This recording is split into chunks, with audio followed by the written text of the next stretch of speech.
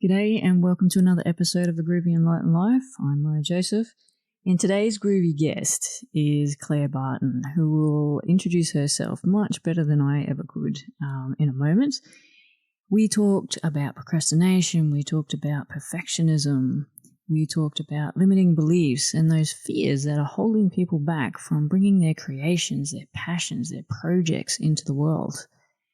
And in the spirit, I guess, of perfectionism, we had a few audio glitches, which I've deliberately left in because, let's be honest, if I had been a bit pedantic and perfectionist about it, this episode would have had to be re-recorded and we wouldn't have got that same dynamic, and it would have been somewhat rehearsed had we have attempted to re-record it again.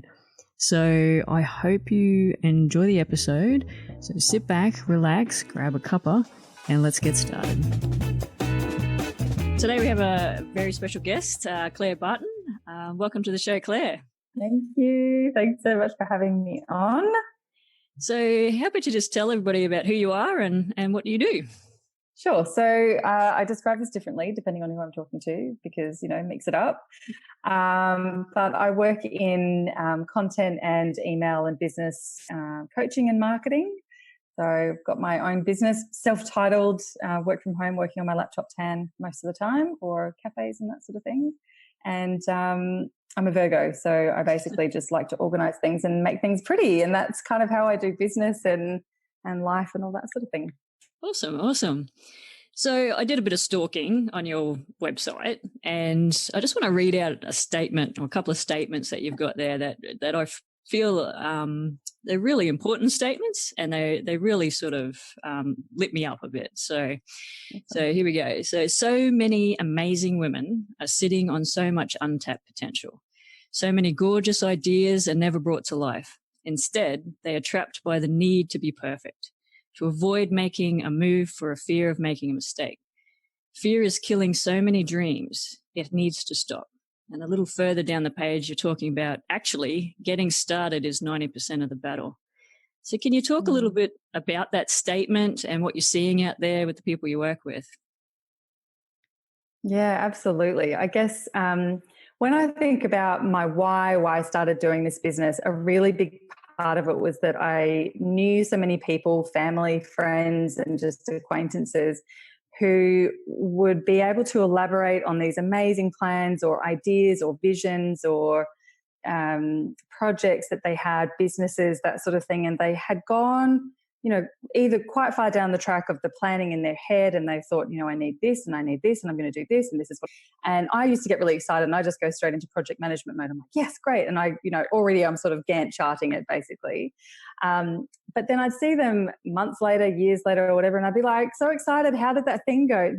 Oh no, I was never going to do it. Or, oh no, I needed to get another qualification. Or, oh no, I needed to save money. Or, oh no, I couldn't really do that. I've got a job and and I'm like, I just always felt this real sinking feeling like, far out. It's such a shame that there's literally this, it's just a fear thing. And, having conversations with them like, why not? Well, and it all comes down to, I'm a perfectionist or I'm a whatever. And sometimes people say they're a perfectionist and it's actually fear. And sometimes it's obvious that it's fear, but there's a bit of perfection in there.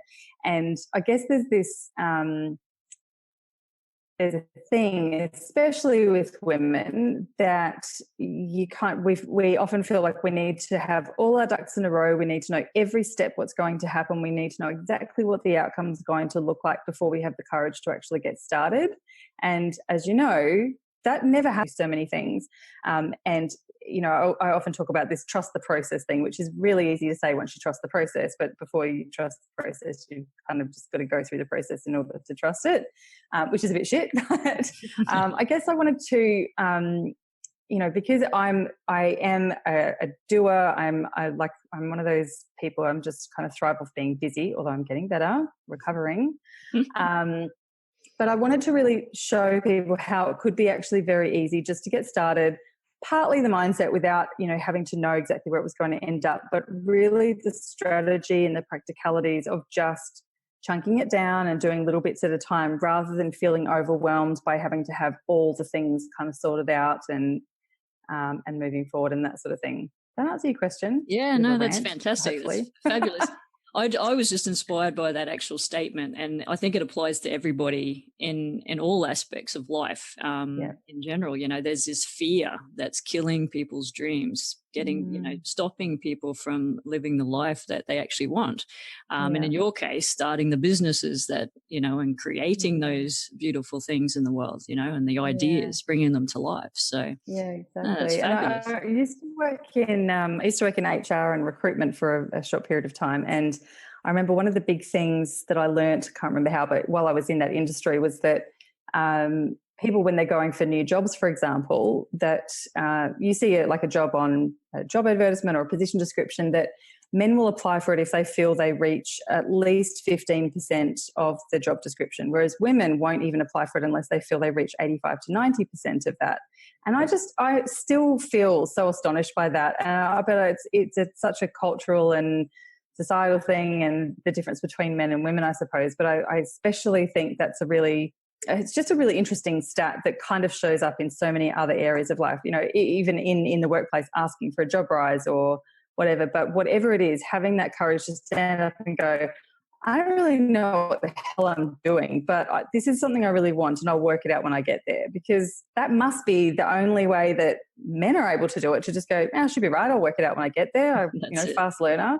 If we had a bit of courage in ourselves, we could go, I could make my way through an interview and then I'll work it out when I get there. You're like, I'm good at networking and I'll ask someone how to do it. But there's this kind of maybe a pride thing or a fear of failure, or probably all of the above, where you go, but if I don't know how to do it and I look stupid, then everyone will know. Or it's just a big thing. But it's just such a shame, because I think we have so much to bring to the table, and we have so much power to actually make massive changes for our lives and for the world and the environment, for our children and all that sort of thing. And it just kills me to think that some people are taking that to their graves and never actually giving that, never just starting a project, even if it's doomed to fail from the start. Yeah. Absolutely. Absolutely. So you touched on it a little bit, that self-confidence piece. Like, is that what you experience a fair bit with the people you work with? Is it a self-confidence thing, or what other, I guess, blockages or fears that are showing up? It probably is a self-confidence thing, but that's not the language that people use. No one's sitting around going, I don't have the confidence to start that new project. It's kind of like, it's almost too easy to say that sort of thing. But yeah, I think I've done, a bit of research. I'm not a psychologist or anything, obviously, but from what I do know, and from what people talk about and that sort of thing with the perfection, is that there's so many different types of perfection. And there's also what we often refer to as perfection, which is actually more just like fear, because we're afraid of failing and looking stupid, or we're just afraid of failing, or we're afraid of flushing our money down the toilet, or we're afraid of success. Maybe what if it works? Then what happens? What if people actually pay me for this stuff? Then what happens? So yeah, I think it probably is a bit of self-confidence, but probably the underlying thing from that is still the fear. Like you're afraid of whatever it is. And for me, I definitely have a very big value on intelligence, which is a whole other story. So I always fear, my biggest thing was like, but I might look stupid. Like if I do that public speaking thing, what if I say the wrong words and then I look stupid? Or what if I'm always talking about attention to detail, and what if I then put something on my website and there's a typo? Then I'll look stupid, that sort of thing. So I know where that all comes from, done all the things, don't worry. But there's always like an underlying thing, which probably manifests as a bit of a lack of confidence to just go and get started. So yeah, it probably is a bit of both, I think. Which came first, the chicken or the egg? Not sure. Yeah. And I guess this concept of procrastination, do you believe there's a link between perfectionism and procrastination? And do you see this showing up? Yeah, absolutely. I again can't speak on the psychology of it or anything like that, but yeah, definitely. There's I'll give you an example. So I work a lot with in businesses in the back end, getting things streamlined and automated and systemized and easier, and all that sort of thing. And one thing that comes up in, I would say, 95+% of sessions that I do is when we start talking about outsourcing, that people are like, no, I can't outsource because I haven't got any systems. It's like, stop cleaning for the cleaner. It's okay to not have the things before you get someone to fix it for you, right? So yes, there is a certain element of having, like, knowing, needing to have some sort of clarity about what you want the outcome maybe to look like, or what you need to remove from your business or from your life, so that you can aptly explain that and get the result that you want. But you don't have to have all the systems in place to get someone to do your systems, if that makes sense. So that's one thing that that's just probably a good example of we procrastinate because we think we're not ready, because it's not perfect, and it's the whole cleaning for the cleaner thing, which I think is we're probably all guilty of with a lot of things. Like, we don't want people to know how much of a shitstorm we're actually in before we do it, which is often why. And this is another thing. A lot of women especially, who are in businesses or who have started their own business, have often come to it because they've been in such a mess or such a like burnout and overwhelm and that sort of thing with either their business or with something else, that they've gotten to the point of then finally asking for help. I used to be a massage therapist back in the day, and we always used to say people would only come for a massage once they had got to the point where they couldn't move their neck, or they couldn't like shoulder check when they were driving because they'd hurt their neck. Whereas if they were coming for maintenance all the time and, you know, just kind of going like you keeping on top of it and asking for help before it was desperate, they wouldn't have got to that point in the first place. So it's kind of chicken and egg type thing. It is, totally. It is, exactly. But I think procrastination is definitely linked to perfectionism in some forms. I'm sure there's other things out there as well. That's it. So you've spoken a fair bit about, I guess, certainty-driven people. That's what I call them. So people that need to know where they're heading or what they're doing to the nth degree before they take those steps. So what sort of tips or tricks do you have to work with these people? Like how can you help them, you know? Such a good question. And look, this is, it's certainly part of my my journey as well. I'm recovering. I'm not the recovered perfectionist, and there's still certainly a lot of parts of my life, not so much my business anymore, where, you know, I haven't released the death grip of control just yet. That's okay. Like, I allow my inner perfectionist to have some certain jobs. There's things that she's allowed to touch and things that she's not allowed to touch. You know, so I think. Let me think. Can you ask that question again? Yeah. So basically, about the certainty-driven people out there, what sort of tips and tricks? Yeah. All right. So with the certainty-driven, I think, as I said, I've been sort of on this business journey for about 3 years, but I've had my own business since 2011. I've had 4 or 5 businesses. I'm a bit of a business junkie. It's kind of like the fun thing to do. And I must admit, when I first came in and I was working in spaces with a lot of people who were very spiritual or, you know, healers and alternative therapies and that sort of thing, and I wasn't skeptical, I wouldn't say, but I was a bit like, I just didn't really get it. I just didn't really understand. And I was like, well, where's the science and where's the proof and where's the spreadsheet? Because if there's no spreadsheet, it didn't happen, right? But beautifully, I feel like the last few years for me have definitely been a massive eye-opening and heart-opening and soul-opening experience, just with connecting with people who are real people and who aren't, you know, they're my sort of people, and learning about them and trusting them, and then being open to taking some, you know, winks. We talked before we started recording about the little winks from the universe that 3 years ago I would have said those. I would have probably rolled my eyes if someone said those words. And now I'm like, you know, walking around telling everyone, just look for the winks and all, you know, not right, but you know what I mean? I think myself saying some of these things sometimes and seeing someone else, like in friends or family, give me the sort of look on their face that I would have given someone who said that a few years ago. So I guess my tips are to find the tribe, to find the people who do get it and unapologetically talk about it, and they're open about it, and they have the really practical tips on how you can start to get over your speed humps of having to know everything that's coming around the corner. And, you know, trust the process. It's such a hashtag on Instagram, but I honestly think, I mentioned it before, but it is such a I don't even know what the word is. It just needs to be done, but like, you can't trust the process until you've been through that process a few times and recognize that it's a process. And we've talked about before, there was a time, probably a year into this business, so 2-3 years ago, and I was having this amazing day. I think I'd had a couple of new clients and I'd nailed these sessions. And I was walking through, I parked my car. I was on the way to pick up the kids who were both in kindy at the time. I'd ordered them some sushi for dinner and I'd strolled into Coles to go and get some milk or whatever it was.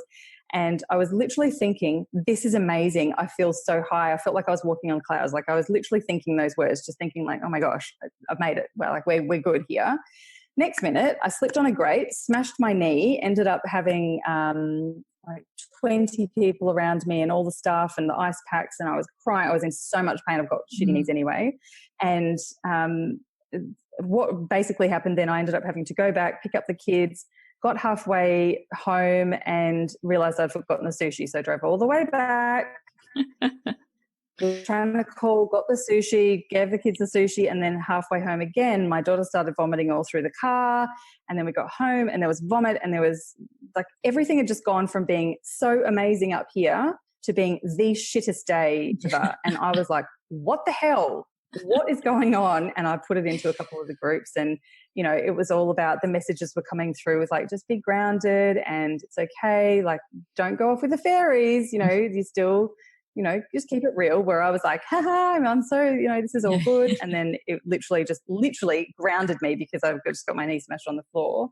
Yeah. So, you know, and there was a heap of stuff sort of around then and I was like, oh, we're here again. Okay, we're down here. Okay, that's fine because I know that I've been here before and then we end up going back up again. Mm-hmm. And then when you get to the top, like, oh, we're here again. Okay, let's just keep it real. Let's just calm the farm a bit. It's going to go and just realizing that it is a roller coaster and it is a process.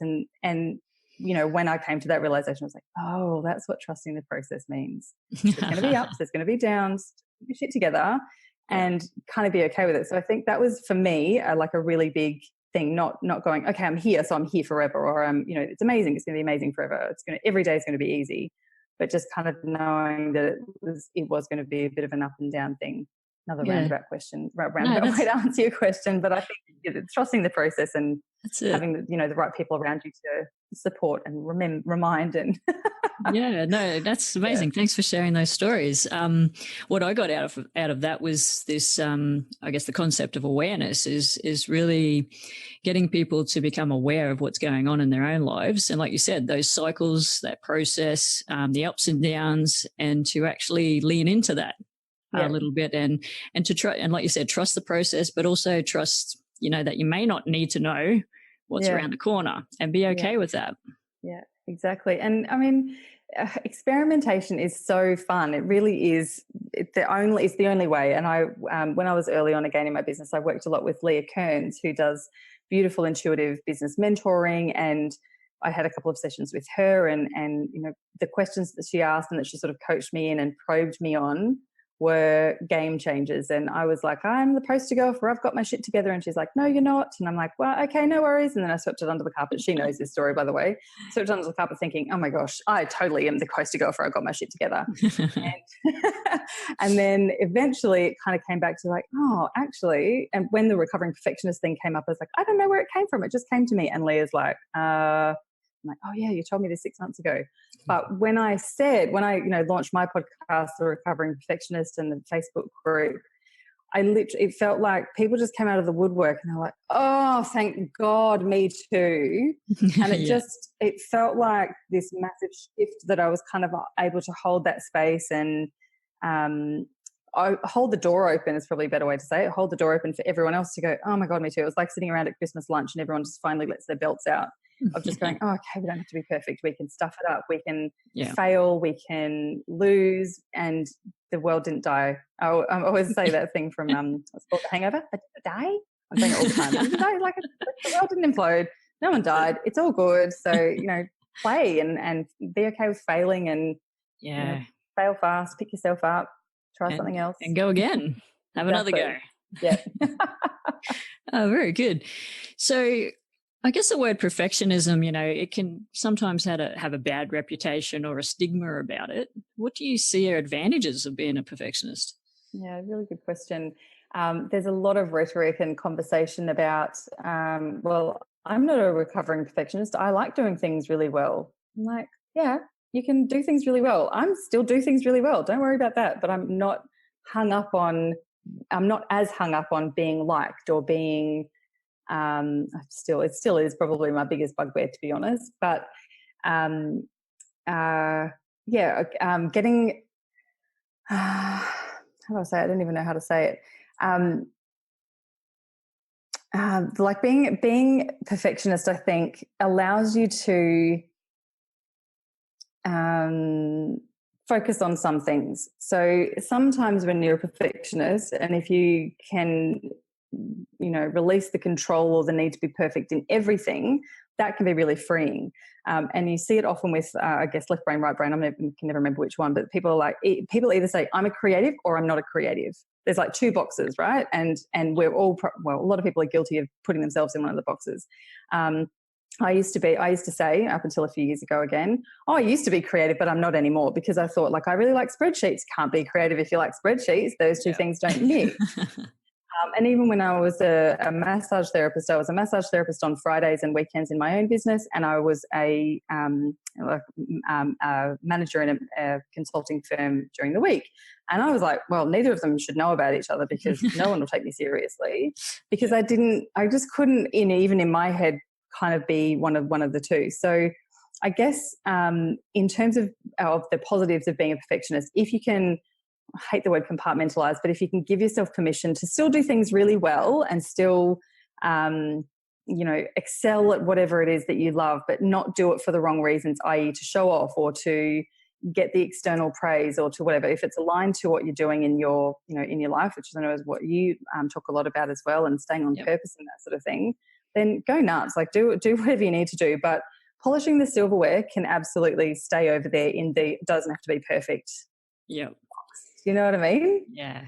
So, I love that. yeah. And, I used to say, when I used to go for job interviews, and they always say, what are your strengths? And you rattle them all off. And what are your weaknesses? And I would always be like, oh, I've got this one in the bag. I'd always say I'm a perfectionist, because in some ways I'm the weakness, because I would literally work until someone sent me home.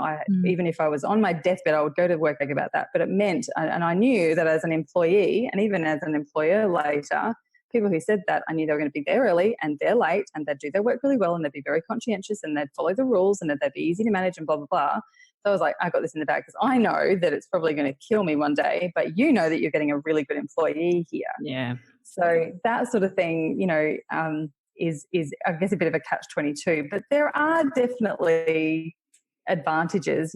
People, you do things to a high quality, but not doing it perfectly doesn't have to mean it's a shitty job either. Yeah, that's right. That's exactly right. So you actually started touching on a little bit about the workplace, and I think you even mentioned the word burnout. So have you seen, I guess, perfectionism show up in the burnout stage of people's lives if they get to that stage? Such a good question. I guess there's two parts. One of the things is that they haven't taken on or tackled or started those projects that are like the passion projects that would really fill their cup. So they've ended up staying in a thing that they don't like, Maya's version of the soul-sucking job. That's it. And that's led to burnout, because there's also another layer of resentment and regret and what if and all of that sort of thing. So I guess that's on one side is the mindset. On the other side is just the sheer amount of hours that it takes to be perfect at everything. Yeah. Like Beyonce wasn't made in a day, but everyone seems to try, especially as women, we have to be the perfect mum and the perfect wife and the perfect housekeeper and have the perfect job or the perfect business. We have to have a really great social life, and we have to look great, and we have to look after ourselves, and we have to do self-care, and we have to take holidays, and we have to blah, blah, blah. Like there's all these things that we are expected to be good at, if not great or perfect at. But there's another layer on that, is that we're not really allowed to look like we're trying. We've got to make that all look easy. Yes. And that's a really hard thing when you're going, like, we all have weeks where you're sitting there going, God, I've got nothing to do. This is amazing. And then you've got weeks where you're like, I'm literally going to be working 90 hours, or I'm never sleeping this week because I've got shit to do. And that's cool. Like that's part of the process, as long as it's not every week, right? Yeah. But there's also this thing, and I think we're getting better at it, I hope, is asking for help or accepting help, and actually actually going, I'm really struggling here. Can someone make dinner for my kids this week? Like just that tiny little thing. And we're all happy to pitch in. We're all, the weeks where we're a bit quiet or we're whatever, it's easy. It's not a big burden, but we seem to find it difficult to allow other people to help out or to carry some of that burden. So I think that's another big thing. I had a really interesting conversation with my best friend about this recently. Yep. And she said to me something along the lines of, it's okay to ask for help to me. And I'm like, hang on, I'm the recovering perfectionist. I'm really good at asking for help and accepting help now. Yep. And she's like, sort of raised her eyebrow and she's like, yeah, you're better at it. And then we had this conversation and I realized that I'm much better at asking for and accepting help as long as I don't perceive that I'm putting that other person out too much. Yeah. Like it's my scale. So if I know that someone else is already busy or they're having a bit of a shit time, there's no way that I'll go and ask them. Yeah. Even if I was having a shitty time and someone asked me, I'd be like, oh, thanks for the distraction. Great. Let's do it, sort of thing. Yeah. So I try and think about it for myself and also with clients and friends and that sort of thing is the gift of giving. Like how nice, how great do you feel when you're actually able to help or to give or, do something nice for someone else. So if you don't do it for yourself, do it for the other person who's then given the opportunity to have the warm fuzzies about, helping you and that sort of thing. So that's kind of my mindset shift. And as a giver as well, I try and just do the giving or do the thing rather than saying, so what can I do to help you? Because we just go, oh, no, nothing, I'm all good. Yeah. Whereas if you go to someone's house and they're struggling, don't put a frigging load of washing on, empty the dishwasher or make them a cup of tea or bring them some, like whatever it is, rather than, just being a bit more proactive and that sort of thing. So I hope that's sort of rippling out. But I think that's definitely, our reluctance to ask for and accept help, coupled with the fact that we have to do all these things perfectly, but not even look like we're trying, like the duck on the top of the water. We're just like cruising around. Yeah, she's right. It's all good. And actually it's mental downstairs. So it's a bit disastrous underneath. Disastrous. Yeah, I love that story. And I love that you shared that because I guess I see it coming back is this whole concept of community and tribe and family. And family not meaning necessarily your blood relations, but just gathering those people around you who, like you said before, are supporting you, that are helping you out, and to be able to ask for help and be okay with that. Because we've lived in such a society for so long now that it's been, about doing stuff by yourself. I can do this by myself. Yeah. I'm I'm tough, I'm strong, I'm whatever, or I've got my shit together, basically. Yeah. So I'm right. I'll be right. And we get this thing about us where you said before, we got to perceive to the rest of the world that we're okay, that we've got it all down pat. But I'm loving the shift, I guess, that I can see around the world and in communities where it's all coming back to that community space, the tribe space, family space where people are helping each other out now. So I think it's fabulous. Yeah. Love it. I love it. And I think for me, definitely, I'm a server. I'm definitely, someone who I sort of have always lived, so not so much now, but lived by the credo, like if you want something done, ask someone busy. So I've just always stayed busy, so people ask me to help them. But it's I guess an internal value that I love to serve and I love to do all of that sort of thing. But in the same sense that, one of the big motivators for me is that by doing it and by allowing myself to be more vulnerable and to experiment and to fail and to not do the perfect thing and to ask for help and to show up authentically. And, I don't bear all. I don't tell everyone all about my personal life, but it's certainly, I'm a bit more open about that these days, that what that does and how it motivates me is that it holds space for other people to do so as well. That's it. And that is a really, really big, I had to do was be brave one time, and now all these thousands of women are being brave. And, sometimes people will message me and say, you said this thing on Facebook a couple of years ago. And I'm like, shit, did I? That sounds cool. I'm going to go and recycle that now. And it just really holds that space to, maybe plant a seed, if not, hold the entire door open for them to have the courage to take the first step without knowing what the 50th step's going to look like. So that's, I guess that's for me, probably the thing that gets me over the line, to know that I've just got to be brave once and then all the others will be brave. But I'm only doing it because I've also seen other people in front of me do it as well. So it's just a beautiful ripple effect. It is. And the more of us that keep standing up and doing those little things, the more that ripple effect will just amplify. And so that's fantastic. So good. It is. It's marvelous. It's marvelous. So I guess one of the themes, out of Groovy Enlightened Life is about living our highest purpose or our highest potential and living in alignment to our true self. So, what can you share with us about being imperfect and that it's okay to be imperfect, and by honoring who we are and that we can still live our highest purpose or our highest potential and still live in alignment to our true self? Yeah. I love this question. I have probably until, I don't know, I mean, it's a journey and a spectrum, I suppose, but until probably, I don't even know, a little while ago, I felt so overwhelmed by that question. Every time someone says, what's your life purpose? What's your why? What's your this? I would just run screaming in the other direction because I was like, I don't know.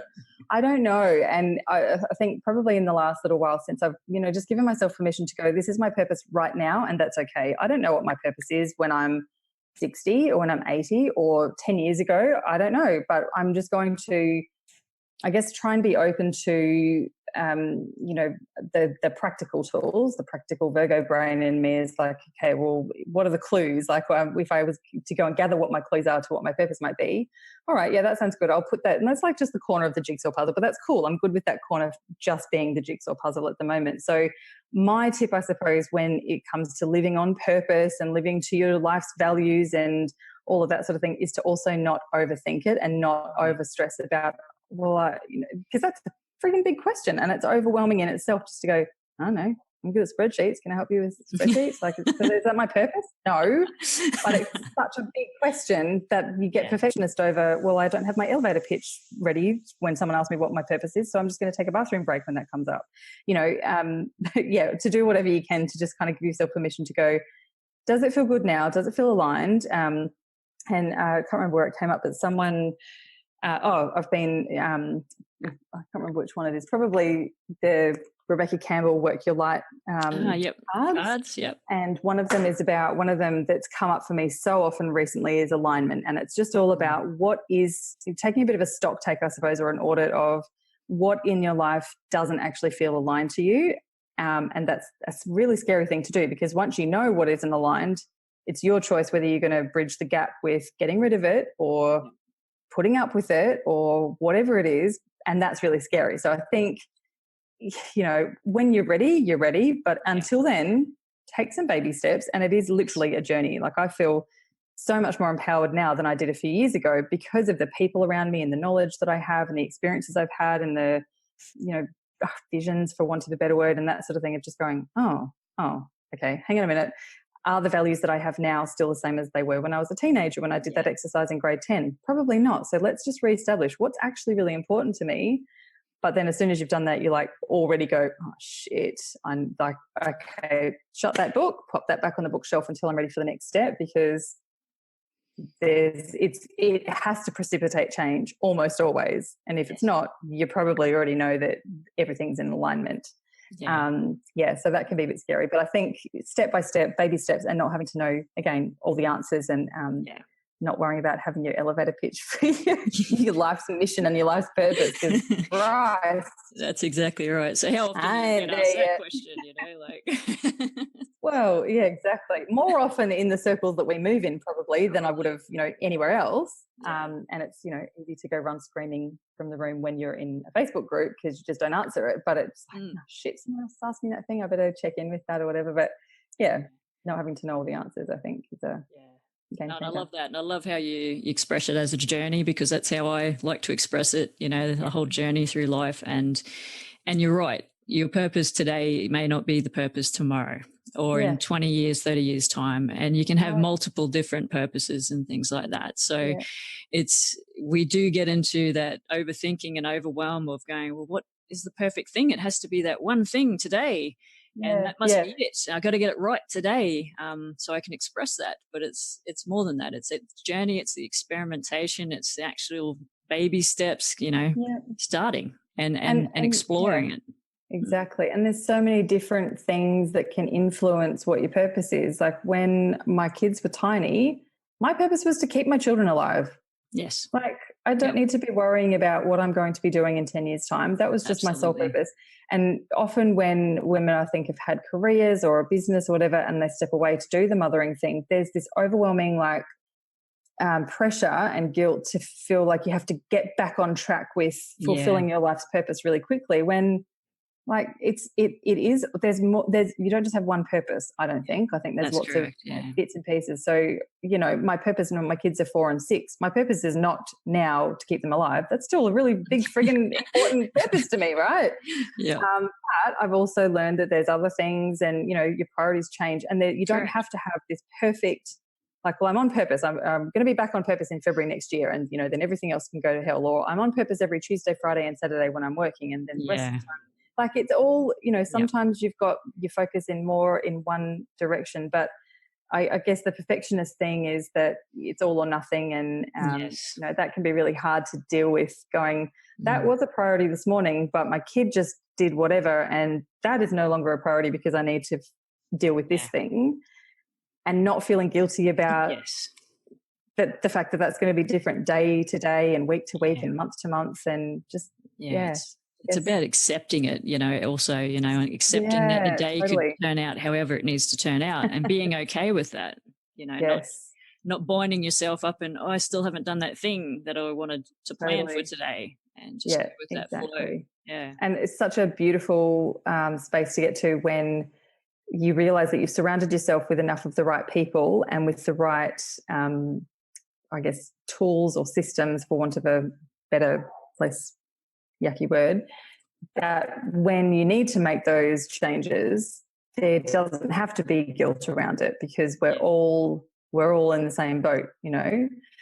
I've had so many clients who are like, I'm so sorry, my kid this, and I have to cancel. I'm like, oh, babe, like, that was me, or that. It's such a nice space to be in when everyone gets it, appreciates it. Yeah, absolutely. Yeah. Well, thank you very much, Claire. That was amazing chat. I guess, what final words of wisdom or mic drops do you have that you should share with us today? Oh gosh, so many things.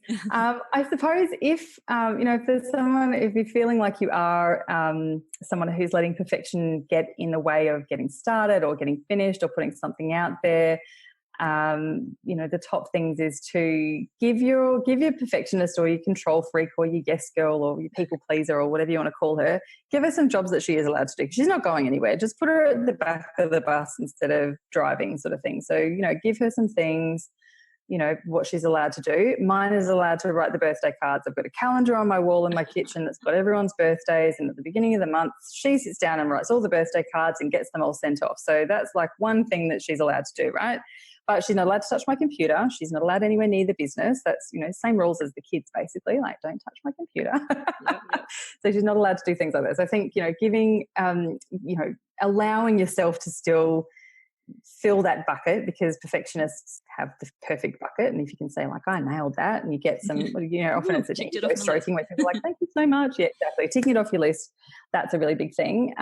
Secondly, I guess finding ways to experiment with getting it wrong without, and like in a safe way. So,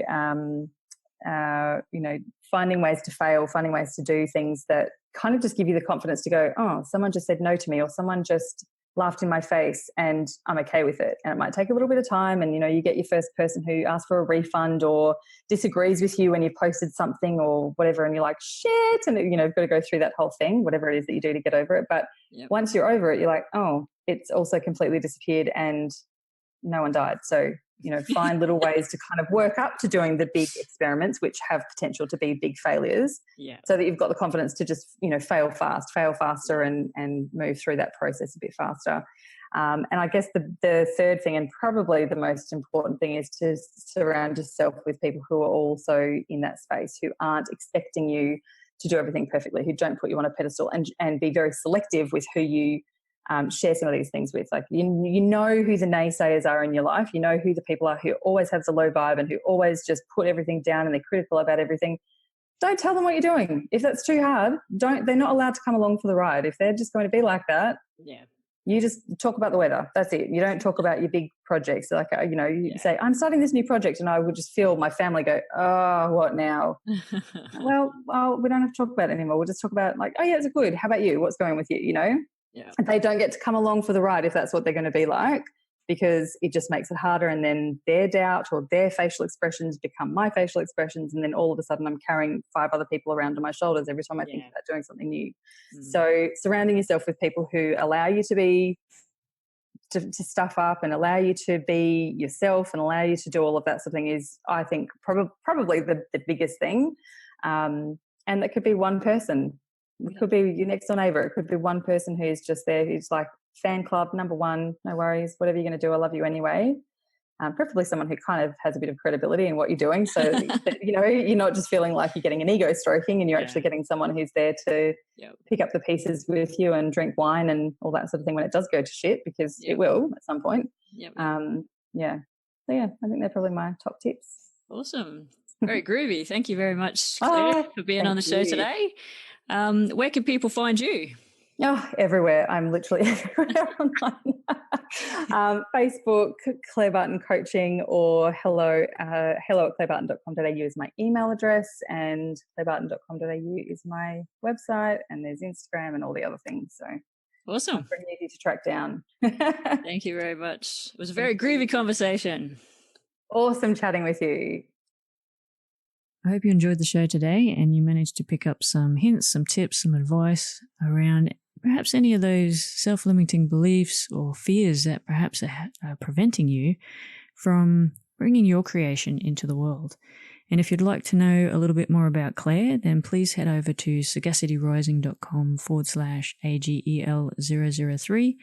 That's sagacityrising.com/AGEL003.